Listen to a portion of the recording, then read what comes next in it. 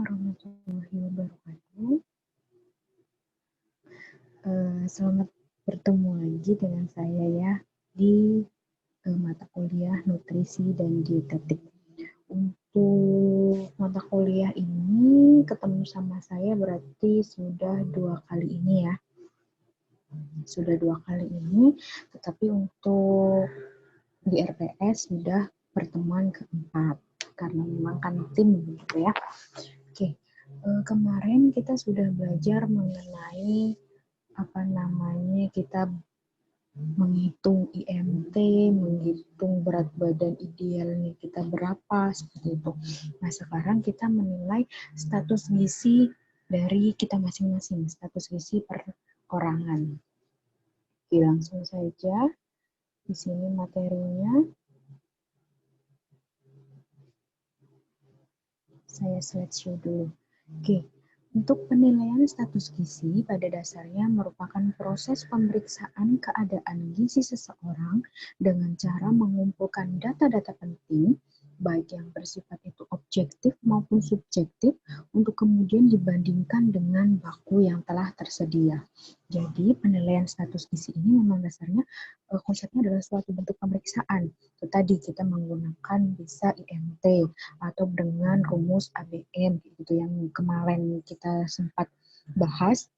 Dan itu kita hitung dulu, setelah itu kita sudah mendapatkan data itu dibandingkan dengan data baku yang tersedia. Dengan data baku itu kita bisa menentukan status gizi kita apakah normal ataukah gizi buruk ataukah obesitas, seperti itu. Jadi memang proses ini adalah salah satu proses pemeriksaan untuk bisa mengetahui kadar gizi dari seseorang, seperti itu ya. Status gizi itu merupakan ekspresi dari keadaan keseimbangan dalam membentuk variabel tertentu. Ekspresi keseimbangan tubuh kita, apakah balance atau imbalance gitu, atau perwujudan dari nutrisi dalam bentuk variabel tertentu. Variabelnya misal variabel berat badannya, usia, apakah buruk atau gizi berlebih. Jadi nanti status gizinya itu seperti apa? Apakah obesitas ataukah gizi buruk ataukah balance ataukah imbalance, seperti itu. Jadi nanti bisa diukur melalui status gizinya. Nah, ini istilah yang sering berhubungan dengan status gizi adalah namanya malnutrisi. Malnutrisi adalah keadaan patologis akibat dari kekurangan atau kelebihan. Jadi intinya tidak balance gitu ya. Kadang bisa disebut dengan kekurangan atau kelebihan secara relatif maupun absolut. Satu atau lebih dari zat gizi. Jadi intinya tidak seimbang gizinya. Entah itu kekurangan, entah itu kelebihan. Namanya malnutrisi. Nah, malnutrisi ini ada 4 bentuk. Yang pertama namanya undernutrition. Undernutrition itu adalah kekurangan gizi atau yang biasa kita sebut dengan gizi buruk. Ya, orang-orang yang kurus sampai kelihatan tulang-tulangnya seperti itu tuh namanya undernutrisi. Ini undernutrisi. Terus selanjutnya ada namanya spesifik defisiensi. Ini juga salah satu bentuk dari malnutrisi itu. Apa yang dimaksud dengan spesifik defisiensi ini? Dia adalah kekurangan zat gizi sama dengan undernutrisi, tetapi dia lebih spesifik. Jadi kekurangan semisal kekurangan vitamin itu kan lebih spesifik ya. Kalau undernutrition itu dia kekurangan gizi buruk, itu namanya undernutrition. Tapi kalau kekurangannya dispesifikan lagi, misal kekurangan vitamin ya, itu namanya spesifik defisiensi. Misalnya saya kasih contoh, namanya ada avitaminosis. Nah, itu adalah suatu keadaan di mana tubuh itu kekurangan vitamin. Itu namanya avitaminosis. Nah, misalnya lagi saya kasih contoh kekurangan vitamin B12. Nah, ketika seseorang kekurangan vitamin B12, otomatis akan menimbulkan beberapa gangguan. Di antaranya ada bisa anemia, ya, karena dia kekurangan vitamin B12. Itu namanya spesifik defisiensi, kekurangan vitamin, kekurangan sesuatu jenis gizi yang lebih spesifik. Selanjutnya ada namanya overnutrition. Overnutrition ini adalah kelebihan, lawannya dari undernutrition. Over ya, berarti kelebihan gizi. Bisa kita sebut dengan obesitas, kegemukan. Itu namanya overnutrition. Terus yang terakhir ada namanya imbalance. Tidak seimbang, tidak sama. Jadi, imbalance ini adalah suatu kondisi di mana seseorang itu mengalami nutrisi karena disproporsinya. Zat gizinya itu kelebihan ataupun kekurangan. Jadi tidak balance gitu loh. Itu namanya imbalance. Jadi semisal imbalance itu ya tidak balance ya. Jadi contohnya seperti ini. Saya kasih contoh, misal orang dengan kelebihan gizi itu kan tidak hanya karbohidrat, tidak hanya protein seperti itu ya. Jadi ada beberapa komponen yang dibutuhkan oleh tubuh. Contohnya semisal saya kasih contoh di imbalance itu ketika seseorang kelebihan gula dalam tubuh itu ketika berlebih pasti akan menumpukan di dalam tubuh. Nah, akan menimbulkan misal penyakit DM. Itu penyakit DM, akhirnya dia imbalance. Lagi misal kelebihan kolesterolnya naik. Nah, itu bisa karena imbalance. Misal lagi asam urat gitu. Itu namanya imbalance ya, kalau tidak seimbang. Oke. Selanjutnya ada ini ya, penilaian status gizi.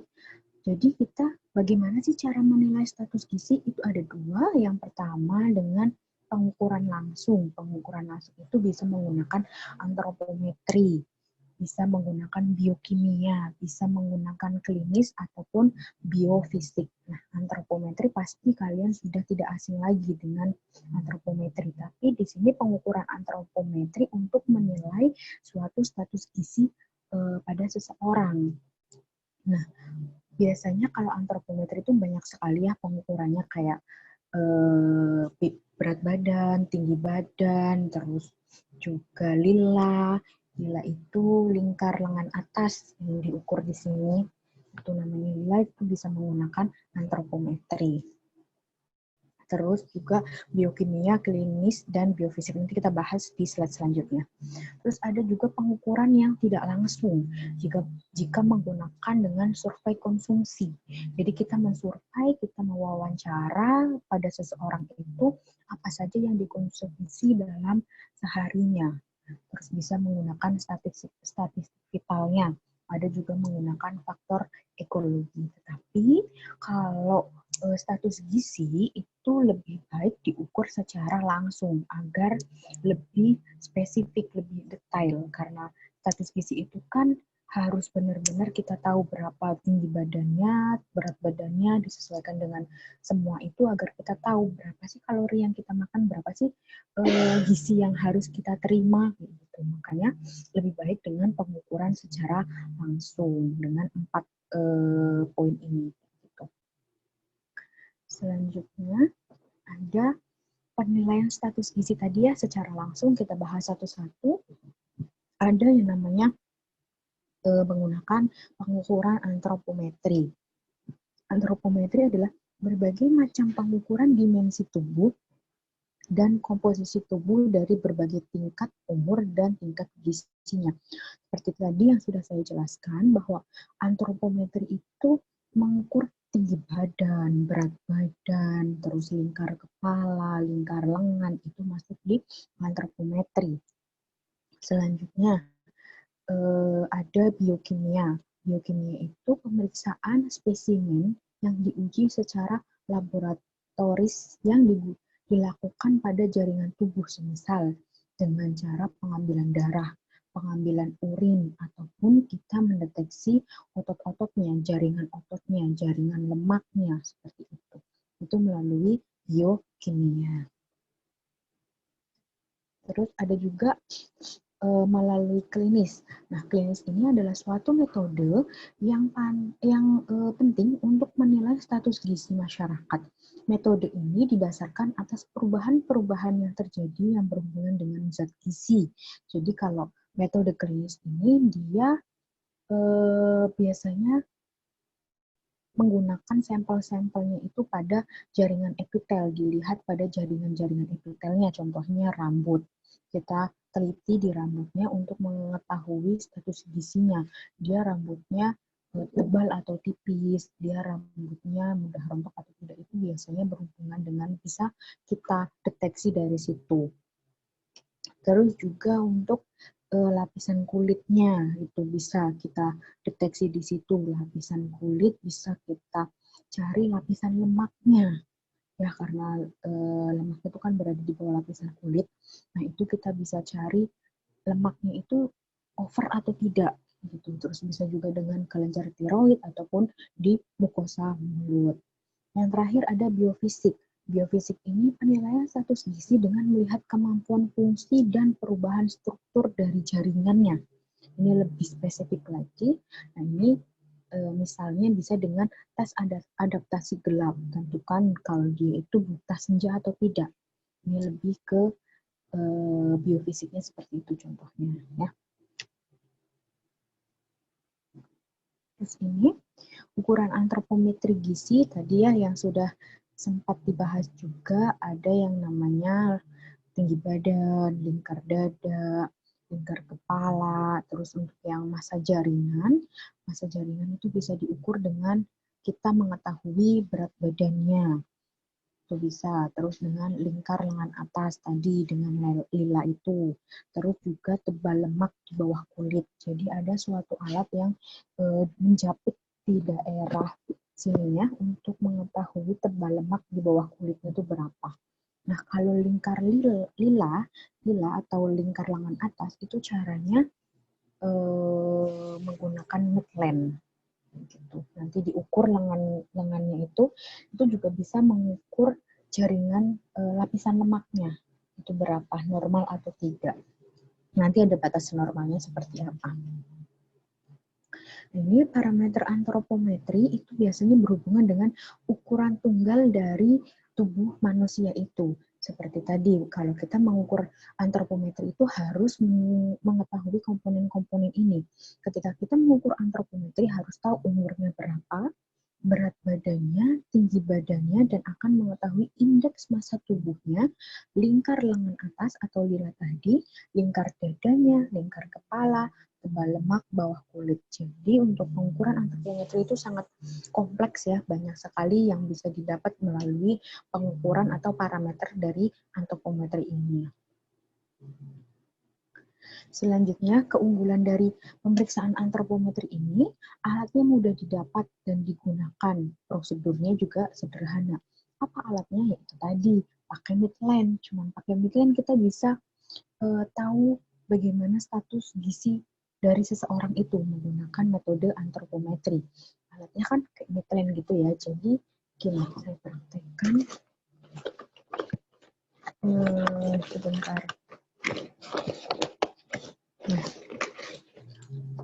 ini ya, semisal ada Medline-nya. Medline-nya kita ukur dulu.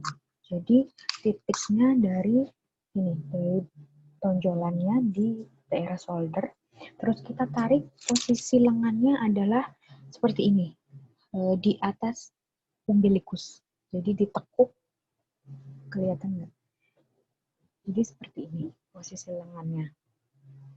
Dan nanti diukur dari sini sampai ke elbow-nya. Setelah diukur, semisal panjangnya 30 cm. Terus nanti diambil titik tengahnya. Dari 30 cm itu 15 cm. Nah, nanti di titik 15 cm dilingkarkan ke lengannya. Jadi contohnya seperti ini. Semisal ya, ini kan posisinya fleksi elbow. Nah, fleksi elbow, terus diukur dari sini ke sini, terus di titik tengahnya. Setelah sudah ketemu titik tengahnya, titik tengah antara shoulder dan elbow dilingkarkan. Nah, ini namanya lingkar lengan atas atau yang disebut dengan lila. Itu. Terus ada pengukuran antropometri ini dapat dilakukan berulang-ulang dengan mudah dan objektif karena tadi ya alatnya cuma menggunakan midline dan sudah midline aja sih ya. Jadi memang sangat efektif dan objektif juga mudah ya melakukannya. Terus yang ketiga ada pengukuran dapat dilakukan tidak hanya oleh tenaga profesional saja. Jadi ini kan tidak menggunakan alat yang harus kita setting, yang harus perawat yang memeriksa ataupun fisioterapis yang memeriksa, tetapi orang awam pun bisa kalau kita mengajarinya gitu. Jadi memang merupakan salah satu pengukuran yang tidak hanya bisa dilakukan oleh tenaga profesional. Terus alatnya mudah, murah, dan tahan lama karena cuma bisa menggunakan midline ini. Selanjutnya yang kelima, metode ini tepat dan akurat, dapat dibakukan dan hasilnya dapat disimpulkan. Seperti tadi ya contohnya, kita mengukur lila. Ketika sudah tahu hasilnya, misalnya 10 cm. Nah, 10 cm itu tuh kita simpulkan dari 10 cm itu kategorinya apa? Apakah normal ataukah tidak normal seperti itu. Jadi memang hasilnya itu mudah disimpulkan dan akurat. Gitu. Terus selanjutnya dapat mendeteksi atau menggambarkan keadaan gizi di masa lampau. Jadi semisal ternyata IMT ya, contohnya IMT-nya dia di bawah normal. Oh, berarti ini bisa kita curigai nih, ternyata makannya susah, makanya dia berat badannya rendah, misalnya kayak gitu. Jadi bisa menggambarkan keadaan gizi di masa lampaunya. Terus dapat mengidentifikasi status gizi yang baik, apakah dia kurang, ataukah lebih, karena memang dari hasil antropometri ini dia mempunyai kategori-kategorinya tersendiri yang bisa menyimpulkan bahwa dia normal atau tidak normal. Itu. Terus dapat mengevaluasi perubahan status gizi pada periode tertentu dari satu generasi ke generasi berikutnya. Selanjutnya, selain ada kemudahannya atau poin plusnya menggunakan antropometri, di sini juga ada kelemahannya ketika kita mengukur menggunakan antropometri. Itu apa saja? Yang pertama itu tidak sensitif. Kenapa? Tidak dapat mendeteksi dalam waktu singkat karena kan pemeriksaannya banyak ya, itu makanya tidak bisa mendeteksi dalam waktu singkat. Tidak dapat membedakan kekurangan zat gizinya itu apa. Cuman bisa menyimpulkan, oh ini kekurangan zat gizi, tapi tidak bisa menyimpulkan yang tadi spesifik itu tadi ya, spesifik nutrition. Dia tuh kekurangannya itu zat gizi apa sih? Apakah proteinnya ataukah karbohidratnya ataukah lemaknya kayak gitu. Jadi tidak bisa membedakan kekurangan itu, tidak sensitifnya itu di situ. Terus yang kedua, faktor di luar gizi seperti penyakit atau genetik itu dapat menurunkan spesifikasi dan sensitivitasnya. Jadi semisal orang dengan penyakit diabetes misalnya, itu kan pasti IMT-nya kadang lebih atau kurang, tapi tidak bisa mendeteksi kalau kita memakai antropometri bahwa penyakit itu ternyata karena gulanya berlebih, IMT-nya berlebih karena gulanya berlebih. Jadi tidak bisa mendeteksi itu karena kan perhitungan antropometri hanya berdasarkan data luarnya kayak gitu, kayak misal tinggi badan, berat badan kayak gitu, tidak bisa mendeteksi di dalam tubuhnya seperti itu. Terus kesalahan saat pengukuran dapat mempengaruhi akurasi dan presisinya. Presisi itu ketepatannya, akurasi dia akurat enggak sih, dia tepat enggak sih kayak gitu. Itu tuh masih menjadi kelemahan dari antropometri ini karena kesalahan saat pengukurannya bisa mempengaruhi, semisal kayak pas lagi diukur tinggi badan dia agak mendongak seperti ini gitu. Jadi ketepatannya itu kurang bisa menyebabkan namanya akurasi dan presisinya itu tidak tepat gitu. Terus penyebab kesalahannya itu dalam pengukuran, perubahan hasil, dan analisis serta asumsinya kadang bisa keliru. Misalnya hasil dari IMT-nya harusnya normal, dia itu 23,5. Nah, itu tuh kadang kita menyimpulkannya kurang tepat gitu. Padahal IMT-nya itu harusnya bisa kurang dari itu karena misal hasil IMT-nya itu ternyata berlebih. Dia karena hasil tinggi badan dan berat badannya tidak tepat pas saat nimbang dia gerak-gerak atau pas saat nimbang dia pas bawa HP yang berat itu kan akhirnya tidak akurat hasilnya gitu. Akhirnya sampai hasil akhirnya asumsinya itu keliru untuk kita menyimpulkan hasil akhirnya itu gitu. Terus sumber kesalahannya itu biasanya terjadi di misal di petugas atau kesalahan alat atau kesulitan saat pengukuran itu tadi. Misal kita mengukur lingkar kepala bayi, nah bayinya itu nangis, bayinya itu gerak-gerak, nah itu biasanya menjadi sumber kesalahan, salah satunya itu. Selanjutnya, ini indeks antropometri itu biasanya kombinasi antara beberapa parameter tadi ya. Jadi ada berat badan yang dikombinasikan dengan umur, ada tinggi badan yang dikombinasikan dengan umur, berat badan dengan tinggi badan, lingkar lengan atas dengan umur, ataupun lingkar lengan atas dengan tinggi badan. Selanjutnya, ini kita bahas satu persatu. Ada berat badan yang dihubungkan dengan umur. Nah, BB ini parameter yang bisa kita dapatkan dari berat badan adalah menggambarkan masa tubuhnya, masa tubuh seseorang. Dia labil atau gimana gitu. Nah, ini sensitif pada perubahan ketika dia tidak stabil itu biasanya karena sensitif terhadap perubahan itu tadi. Misal diare, ketika diare muntah-muntah, dia langsung drop, langsung turun berat badannya. Biasanya terjadi pada anak-anak yang metabolismenya belum bisa sempurna. Jadi semisal dia diare 1 hari aja, udah langsung turun berat badannya. Gitu. Akhirnya kan ketika dia mengukur IMT pada kondisi seperti itu, hasilnya kurang akurat gitu karena dia masih diare yang berat badannya bisa stabil gitu. Dalam keadaan normal, BB akan bertambah sesuai dengan umur. Kayak itu parameternya. BB ini kan semakin bertambahnya umur biasanya asupan makanan, nafsu makannya itu kan bertambah. Makanya ketika semakin dewasa, berat badannya akan semakin bertambah. Terus, bila abnormal bisa lebih cepat atau lebih lambat. BB menggambarkan status gizi seseorang saat ini. Jadi, untuk pemeriksaan antropometer ini, misal menggunakan IMT, itu tidak bisa kita patok untuk seumur hidup, karena BB-nya kan akan terus bertambah. Jadi, hanya bisa mengukur status gizi seseorang pada saat ini, atau current nutrition status. Yang selanjutnya, ini untuk kelebihan kita menggunakan berat badan yang dihubungkan dengan umur, itu lebih mudah dan lebih cepat dimengerti karena kan perhitungannya pasti ya, kita ada BB-nya, kita cari berat badannya menggunakan timbangan, umurnya kita hitung.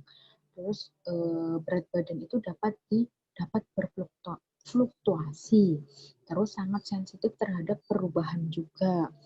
Terus juga dapat mendeteksi kegemukan. Itu tadi kita bisa menghitung memakai IMT supaya kita tidak mengalami kegemukan atau bisa mendeteksi kegemukan itu. Selanjutnya, kelemahannya itu interpretasinya bisa keliru. Semisal tadi ketika kita ingin mengecek berat badannya, ternyata individu tersebut mengalami UDEM atau mengalami asites. Asites itu penumpukan cairan di rongga, semisal penumpukan cairan di perut. Gitu. Nah, otomatis kan berat badannya bertambah. Padahal itu bukan dari masa tubuhnya atau bukan dari berat badan aslinya, tetapi karena ada faktor lain, misal kayak tadi yang ini ya, yang UDEM sama asitas. Jadi interpretasinya kadang bisa keliru karena adanya faktor itu. Terus juga memerlukan data umur yang akurat. Misalnya balita, itu kan susah ya masih dalam kategori bulan, hari, kayak gitu. Jadi memang kelemahan IMT-nya ini tidak bisa digunakan kepada balita yang berumur masih beberapa bulan seperti itu. Terus juga sering terjadi kesalahan pada pengukuran pengaruh pada pakaian. Ya, semisal pakaiannya pas menimbang itu menggunakan jaket dan petugas yang memeriksa itu tidak menginstruksikan untuk melepas jaketnya. Nah, itu kan bisa menjadi bias hasilnya. Terus bila anak bergerak, tadi misal lagi mengukur tinggi badan, anaknya gerak-gerak. Kan kita tidak bisa mengukur tinggi badannya secara benar, kayak gitu, secara akurat. Itu kelemahannya. Nah, ini rumusnya bisa dilihat sendiri ya, nanti bisa dihitung sendiri. Contohnya seperti ini. Jadi untuk bayi baru lahir normal itu rata-rata 2.500 gram, terus ada kenaikan per bulannya itu harus berapa, gitu sampai dengan 1 tahunnya itu biasanya 3 kali, dia meningkat 3 kali lebih besar dari BB lahirnya. Terus untuk masa pubertas biasanya di wanita maupun di laki-laki itu berbeda. Kalau wanita itu 7-25 kilo. Gitu. Jadi memang ini patokan normalnya. Kalau lebih dari ini ada kecenderungan untuk obesitas. Terus yang selanjutnya, cara monitor dan interpretasinya bagaimana? Bisa menggunakan kartu menuju sehat atau KMS. Ini biasanya ada di buku KIA. Kayak gitu. Nanti ada, coba kalian cari ya, kartu menuju sehat itu seperti apa. Nanti bisa interpretasinya seperti ini. Pada daerah putih itu berarti sudah bisa dikatakan ada kecenderungan untuk obesitas, ataupun hijau dia baik gizinya, kuning itu kurang atau lebih gitu. Jadi nanti disesuaikan dengan KMS-nya ini. Berat badan menurut tinggi badan, BB dengan tinggi badan. Jadi menurut Jelit tahun 66 ini, dia telah memperkenalkan indeks ini untuk mengidentifikasi status gizi seseorang, di mana indeksnya ini berhubungan BB dengan TB, merupakan indikator yang baik untuk menilai status gizi dan merupakan indeks yang independen terhadap umur. Jadi menurut dia itu ini salah satu identifikasi yang bagus, yang baik. Nah, keuntungannya apa? Tidak memerlukan data umur. Kalau tadi kan yang sebelumnya susah ya, apalagi untuk balita. Nah, kalau balita bisa menggunakan ini cuma dengan berat badan dan tinggi badan. Terus dapat membedakan proporsi badannya juga. Dia masuk ke kategori gemuk, normal, ataupun kurus. Karena ini kan tidak menggunakan umur, jadi lebih enak. Terus juga kelemahan dari pemeriksaan ini tidak dapat memberikan gambaran apakah anak tersebut itu pendek atau cukup tinggi atau kelebihan tinggi atau lainnya. Karena faktor umur tidak dipertimbangkan. Jadi harusnya misal harusnya umur 2 tahun dia normalnya itu segini kayak gitu. Itu tidak bisa diberikan gambaran seperti itu karena tidak menggunakan faktor umur tadi. Terus, dalam prakteknya sering mengalami kesulitan dalam melakukan pengukuran panjang atau tinggi badan pada kelompok balita tadi, karena memang kan balita masih aktif ya, masih hiperaktif, susah untuk kita atur. Membutuhkan 2 macam alat ukur.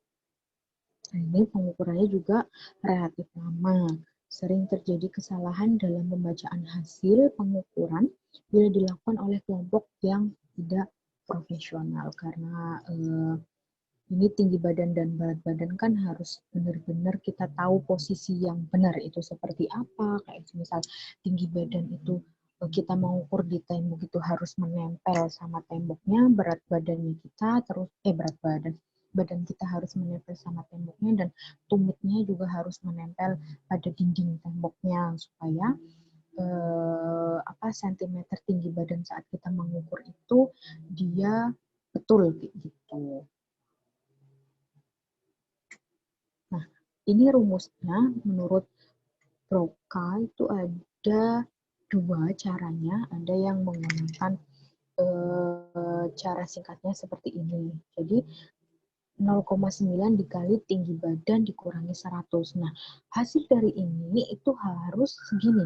Jadi batasan minimumnya biar dia tidak gizi buruk, biar dia tidak kekurangan gizi harus batas minimumnya segini. Gini. Nah, agar dia tidak obesitas, batas maksimumnya adalah 1,1 dikali tinggi badan per 100. Jadi hasilnya berapa? Hasil dari ini dan ini dimasukkan, dikategorikan. Nggak boleh lebih dari hasil di sini ya, karena kalau lebih dia ada kecenderungan untuk obesitas. Tuh, ini untuk perhitungan BB yang dihubungkan dengan TB. Selanjutnya ada kelemahan indeks BBTB ini tidak dapat memberikan gambaran. Oh, ini sudah tadi ya. Nah, sorry. Oke. Ini langsung ke lingkar lengan atas yang berhubungan dengan umur. Jadi tadi pemeriksaan lila menggunakan Midland. Ini lingkar lengan atas memberikan gambaran tentang keadaan dari jaringan ototnya atau lapisan lemak bawah kulit. Jadi lingkar lengan ini ketika kita memeriksa, kita bisa tahu tentang kondisi jaringan ototnya dan lapisan lemak di bawahnya. Terus, lila ini merupakan parameter yang labil, dapat berubah-ubah dengan cepat. Perkembangan lila yang besar hanya terlihat pada tahun pertama kehidupan. Jadi lila ini memang merupakan pemeriksaan yang labil ya, karena kan dapat berubah-ubah ketika berat badannya naik, otomatis kan lingkar lengannya juga naik karena massa ototnya, jaringan lemaknya itu kan pasti menambah dengan seiring bertambahnya berat badan ini. Jadi memang kurang stabil gitu ya untuk pemeriksaannya. Nah, ini keuntungan dan kelemahannya. Alat ukurnya murah, sangat ringan, dan dapat dibuat sendiri.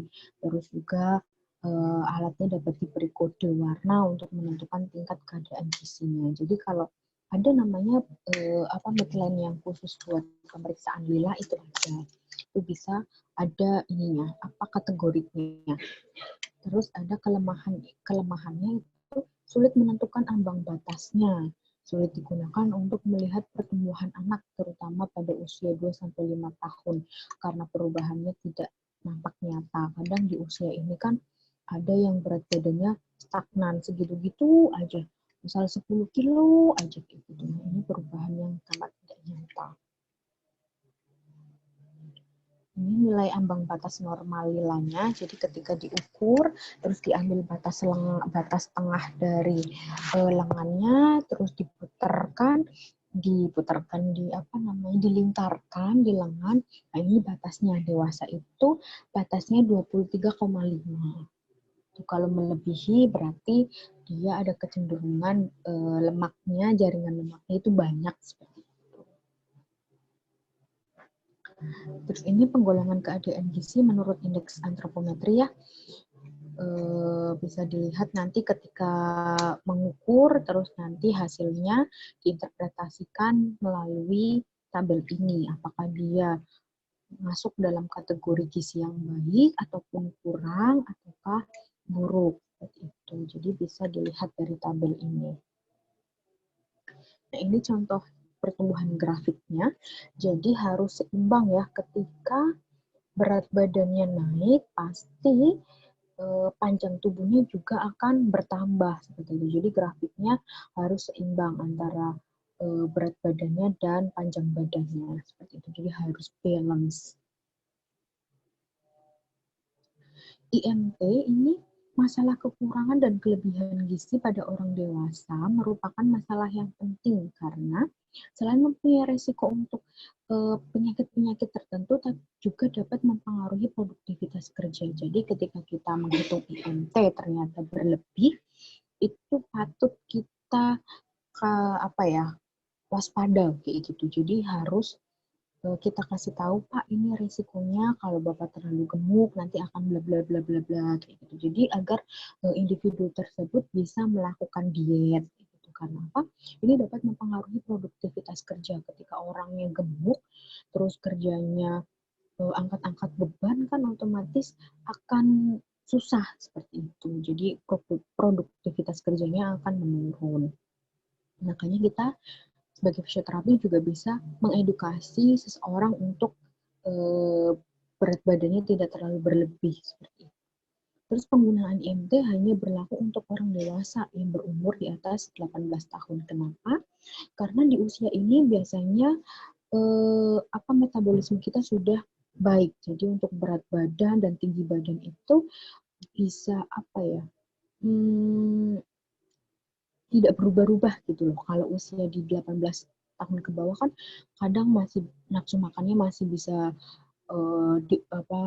terlalu tinggi kayak gitu atau malah susah makan kayak gitu. Tapi kalau di 18 tahun ke atas itu biasanya lebih bisa mengontrol begitu. Jadi memang IMT bagusnya untuk usia yang 18 tahun ke atas.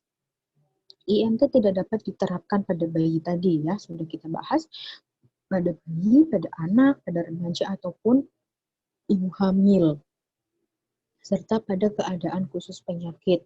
Ya, tadi ada udem, ada asitas, nanti kan mempengaruhi berat badannya, kayak gitu. Terus IMT itu kan pasti ada berat badan dan tinggi badan ya, berat badan, tinggi badan gitu-gitu. Nah, ibu hamil ketika kita periksa menggunakan IMT kan susah ya karena ada berat janinnya juga. Gitu. Ini memang indeks IMT ini, indeks massa tubuh ini tidak kita terapkan untuk bayi, anak-anak, remaja, ataupun ibu hamil. Dan olahragawan juga. Nah, ini rumusnya kemarin sudah menghitung IMT-nya berapa. Selanjutnya ini interpretasinya bisa dilihat melalui tabelnya apakah dia masuk ke kategori kurus, normal, gemuk, atau ya tiga kategori itu. Terus selanjutnya ada status gizi ini ya, status gizi tadi bisa ketika tadi sudah mendapatkan hasil bisa dimasukkan ke sini. Terus ini resiko penyakit jantung dengan kelompok IMT. Jadi ketika ada obesitas itu kan penyakit yang paling sering dialami adalah jantung. Makanya di sini saya mencontohkan ada tabel untuk resiko penyakit jantung menggunakan pemeriksaan IMT. Semisal IMT-nya lebih dari dalam kategori 20 sampai 25 ini dia resikonya masih rendah untuk dia kena penyakit jantung. Dan jumlah sel lemaknya juga masih normal gitu ya. Terus untuk di ini IMT-nya itu lebih dari 25 sampai 30, ini masuk kelompok kategori 1 di mana resikonya masih rendah. Ini juga normal. Tapi kalau sudah masuk ke IMT-nya hasilnya 30 sampai 40, ini berisiko tinggi untuk terkena penyakit jantung. Dan jumlah sel lemaknya juga dia otomatis naik ya karena IMT-nya juga tinggi. Jadi ini saya contohkan salah satu penyakit ketika berat badannya itu berlebih adalah resiko penyakit jantung. Oke. Sudah cukup sekian dari saya materi tentang penilaian status gizi perorangan. Jadi kalian sudah bisa menilai bahwa status gizi kalian itu harusnya seperti apa dan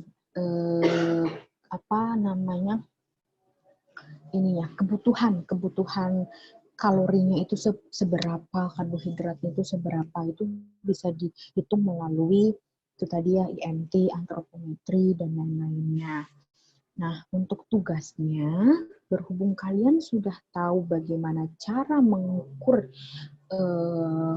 status gizinya seseorang, dia obesitaskah, dia kekurangan gizi kah, ataukah dia normal, makanya tugas dari saya coba kalian ukur status gizi kalian sendiri. Jadi menggunakan itu tadi ya jangan deh ini aja.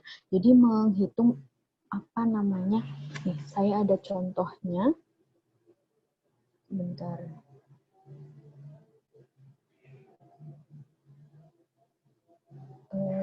Saya stop share dulu.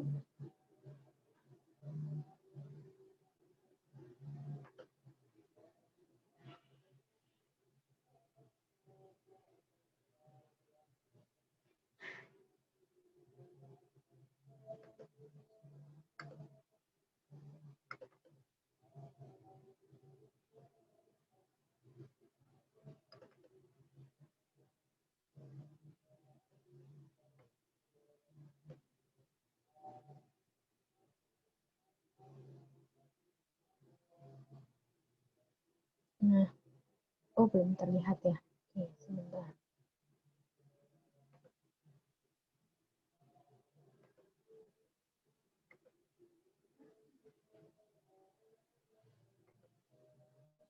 Ini contohnya, jadi nanti kalian menghitung data kalian sendiri, data kalian pribadi, orang tua, pokoknya satu keluarga.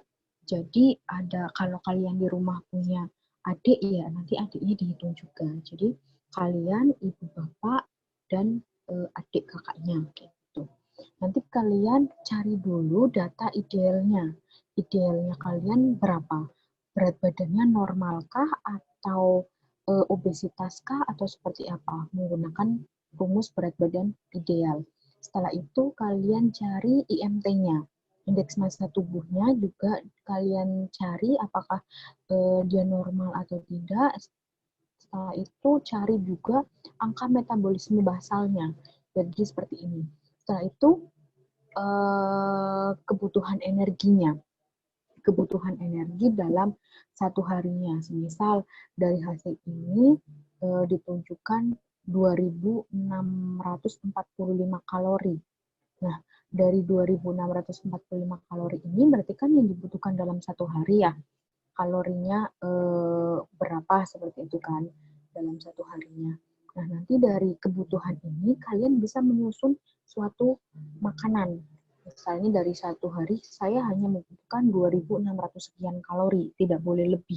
Kalau lebih nanti ada kecenderungan untuk obesitas. Kalau obesitas nanti menimbulkan berbagai macam masalah baru gitu. Nah, dari 2.600 sekian nanti kalian menyusun makanannya kira-kira dari makanan pagi, siang, malam itu yang total dari akumulasinya harus tidak boleh lebih dari ini dan tidak boleh kurang. Jadi ya lebih kurangnya bolehlah sedikit gitu, tapi tidak boleh terlalu banyak. Jadi dari berdasarkan kalori ini kalian susun makanannya. Nah, contoh menyusun makanannya seperti ini. Nah, ini dia contoh makanan penyusunnya.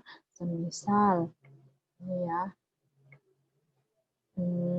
ada ayah, nanti ditulis ayah umurnya berapa, terus nanti jadi dihitung dulu tadi ayahnya berat badannya berapa, terus kalorinya berapa, kalori apa namanya IMT-nya berapa berdasarkan tabel yang perhitungan yang tadi yang di Word itu.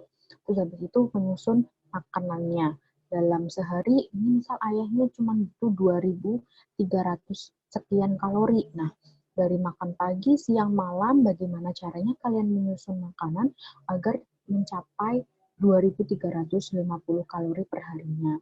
Misal bubur beras, dia kalorinya 400, kalorinya 175 dengan beratnya 400 gram. Terus ditambah dengan sayur, ditambah dengan telur dadar. Oh, telur dadar ternyata kalorinya 190. Nah, dari makan pagi ini di total kalorinya 700. Terus makan siangnya di total kalorinya ada 600, makan malamnya di total kalorinya ada 600.